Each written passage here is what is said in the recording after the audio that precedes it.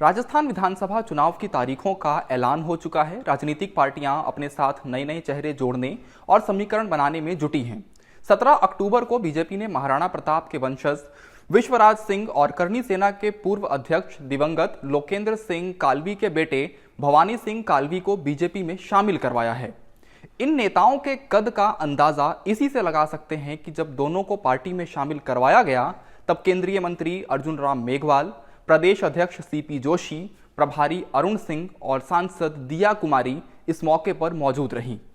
राजघरानों से आने वाले बड़े राजपूत चेहरों को बीजेपी ने चुनाव से ठीक पहले क्यों चुना, मेवाड़ और मारवाड़ पर इससे क्या प्रभाव पड़ेगा और वसुंधरा राजे सिंधिया के होते हुए बीजेपी राजघरानों से आने वाले दूसरे चेहरों पर क्यों जोर लगा रही है, ये सब समझने की कोशिश करते हैं। विश्वराज सिंह ने पार्टी में शामिल होने के बाद कहा कि उनके पूर्वजों ने हमेशा सर्व समाज की रक्षा और भलाई के लिए सोचा है और इसी सोच के साथ वो अब बीजेपी से जुड़े हैं। भवानी सिंह कालवी ने बीजेपी और पीएम मोदी की तारीफ की और कहा कि उन्हें पार्टी की तरफ से जो हुक्म दिया जाएगा उसका पूरा पालन करेंगे। कांग्रेस के हाथों 2018 के विधानसभा चुनाव में सत्ता गंवाने के बाद से बीजेपी राजस्थान में नए राजपूत नेतृत्व की तलाश कर रही है। भैरव सिंह शेखावत राजस्थान में बीजेपी के लिए बड़ा राजपूत चेहरा हुआ करते थे, लेकिन बाद में वसुंधरा राजे सिंधिया हावी हो गईं। लेकिन अब वसुंधरा और बीजेपी के बीच रिश्तों में दूरी की खबरें आती रहती हैं। इसीलिए अब जब इस कड़वाहट के बीच नए राजपूत चेहरों को पार्टी में शामिल किया जा रहा है तो कई सवाल भी उठेंगे। उदयपुर राजघराने से आने वाले विश्वराज सिंह 16वीं सदी के राजपूत शासक महाराणा प्रताप के वंशज हैं। वे भगवत सिंह मेवाड़ के पोते हैं जो 1995 से 1971 तक पूर्ववर्ती उदयपुर रियासत के शासक थे। भवानी सिंह कालवी प्रसिद्ध पोलो खिलाड़ी रहे हैं। वे दिवंगत लोकेंद्र सिंह कालवी के पुत्र हैं। लोकेंद्र सिंह करनी सेना के पूर्व अध्यक्ष थे। उन्हें करनी सेना का संरक्षक माना जाता था। अनुमान के मुताबिक राजस्थान में राजपूतों की आबादी 10% के करीब है और ये 30 से ज्यादा विधानसभा सीटों पर प्रभाव रखते हैं। इनमें से ज्यादातर सीटें मेवाड़ और मारवाड़ क्षेत्र से आती हैं। राजपूत पारंपरिक रूप से बीजेपी के वोटर माने जाते थे, लेकिन 2018 के चुनावों में वो कुछ हद तक पार्टी से दूर चले गए। 2018 के विधानसभा चुनाव में बीजेपी ने राजपूतों को 26 सीटें दी, जिसमें से सिर्फ 10 पर ही जीत मिली। कांग्रेस ने राजपूतों को 15 सीटें दी और उनमें से 7 पर जीत मिली। पार्टी लगातार दिया कुमारी के कद में भी बढ़ोतरी कर रही है।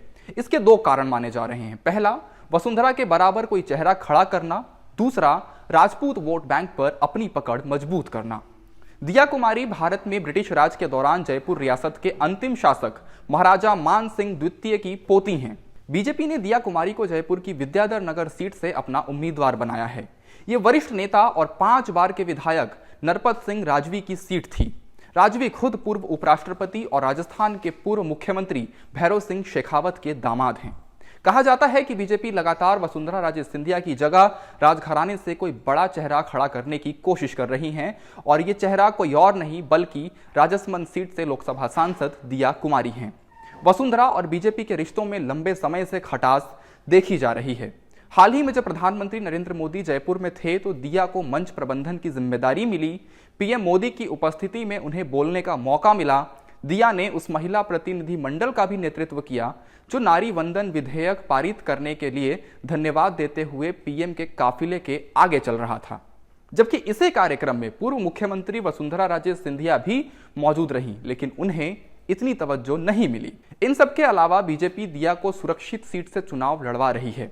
जानकारों के अनुसार यदि बीजेपी दिया को मुख्यमंत्री चेहरा बना दे तो भी कोई हैरानी नहीं होगी। बीजेपी ने इस चुनाव में राज्य के करीबी माने जाने वाले भी कई विधायकों के टिकट काट दिए हैं।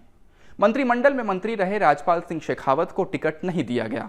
इसी तरह भरतपुर की नगर सीट से पूर्व विधायक अनिता सिंह और उनके एक और वफादार अजमेर से विकास चौधरी के टिकट भी काट दिए गए। इन सब के बावजूद वसुंधरा खुलकर कुछ नहीं बोल रही हैं और दूसरी तरफ पार्टी शाही परिवारों से नए चेहरों को मौका दे रही है। राजनीतिक जानकारों की माने तो बीजेपी को नए राजपूत नेताओं का फायदा हो सकता है, लेकिन वसुंधरा राजे सिंधिया को किनारे लगाने का नुकसान भी हो सकता है। अब असल में क्या होता है ये तो 3 दिसंबर को पता चलेगा जब चुनावों के नतीजे आएंगे।